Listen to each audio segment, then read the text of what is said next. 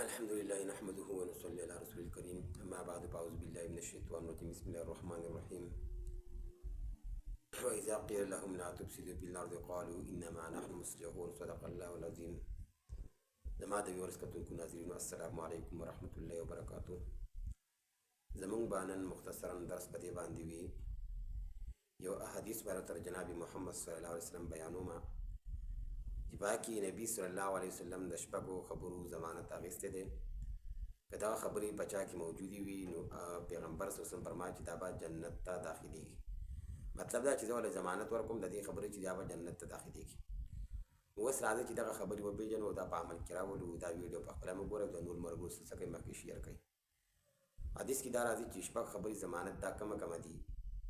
یو خو دا چې جناب محمد صلی الله علیه وسلم دا خبره ذکر کړله چې چا رښتیا وویلو د رښتیا ویلو ضمانت یې ماله راکړو. او دویم نمبر دا چې په امانت کې خیانت نه کول. بعضې خلک داسې وي چې هغه په امانت کې خیانت کوي، نو معلوم کې دا خو د منافقت او د هغې نښه ده. او بل په وعده کې خلاف ورزي نه کول. د چا سره وعده کېدي یاره د پلانکۍ ورځ باندې به داسې کېږي، دا پیسې به درکوم، دا چل به کېږي، نو بیا اکثر داسې وشي چې د هغې د وجې نه په امانت کې خیانت راشي، په وعده کې خلاف ورزي راشي. نو په وعده کې خلاف ورزي نه کول. او بل پنځم څلورم نمبر دا شرط دی چې د شرمګاه د هغې څه کول، حفاظت کول.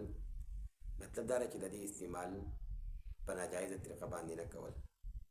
او بل دا چې د نظر خیال ساتل، لکه مثال په طور باندې پردۍ زنانو ته کتل، نو دا کول نه دي پکارو، د دې نه اجتناب کول پکار دي. او شپږم نمبر دا چې په لاسونو باندې غلط کار نه کول. دا پنځه خبرې داسې دي چې جناب محمد صلی الله علیه وسلم د دې ضمانت اخیستلی دی چې دا کارونه چا وکړو نو بس دا به الله رب العالمین چېرته داخلوي؟ جنت ته داخلوي. نو پکار ده چې موږ په دې خبرو باندې څه وکړو، خیال وساتو. او دا ویډیو دا حدیث چې کومه دی دا د مخکو ملګرو سره څه کوم دا شیر کوي. واخر دعوانا الحمد لله نحمده ونصلي على رسول الكريم. اما بعد فاعوذ بالله من الشيطان الرجيم. بسم الله الرحمن الرحيم. وإذا قيل لهم لا تفسدوا في الأرض قالوا إنما نحن مصلحون. صدق الله العظيم. زما د ویورس کتونکو ناظرینو السلام علیکم ورحمة الله وبرکاته. زمونږ بانن مختصرا درس په دې باندې وي یو احادیث باره تر جناب محمد صلی الله علیه وسلم بیانومه چې باقي نبی صلی الله علیه وسلم د شپږو خبرو ضمانت اخیستی دی. که دا خبرې په چا کې موجودې وي نو پیغمبر صلی الله علیه وسلم فرمایي چې دا به جنت ته داخلېږي. مطلب دا چې زه ولې ضمانت ورکوم د دې خبرې چې دا به جنت ته داخلېږي. اوس راځئ چې دغه خبرې وپېژنو او دا په عمل کې راولو. دا ویډیو په خپله مو ګورئ او د نور ملګرو سره څه کوئ مخکې شیر کړئ. حدیث کې دا راځي چې شپږ خبرې ضمانت دا کمه دي. یو خو دا چې جناب محمد صلی الله علیه وسلم دا خبره ذکر کړله چې چا رښتیا وویلو د رښتیا ویلو ضمانت یې ماله راکړو. او دویم نمبر دا چې په امانت کې خیانت نه کول.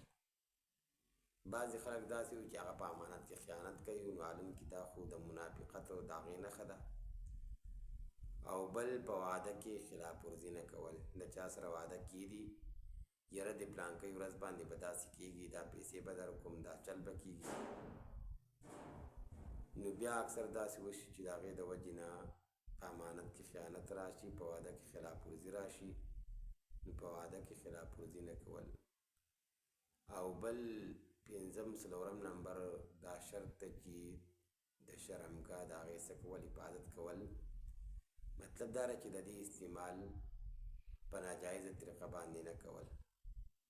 او بل دا چې د نظر خیال ساتل، لکه مثال په طور باندې پردۍ زنانو ته کتل، نو دا کول نه دي پکارو، د دې نه اجتناب کول پکار دي. او شپږم نمبر دا چې په لاسونو باندې غلط کار نه کول. دا پنځه خبرې داسې دي چې جناب محمد صلی الله علیه وسلم د دې ضمانت اخیستلی دی چې دا کارونه چا وکړو نو بس دا به الله رب العالمین چېرته داخلوي؟ جنت ته داخلوي. نو پکار ده چې موږ په دې خبرو باندې څه وکړو، خیال وساتو. او دا ویډیو دا حدیث چې کومه دی دا د مخکو ملګرو سره څه کوم دا شیر کوي. واخر دعوانا ان الحمد لله رب العالمین.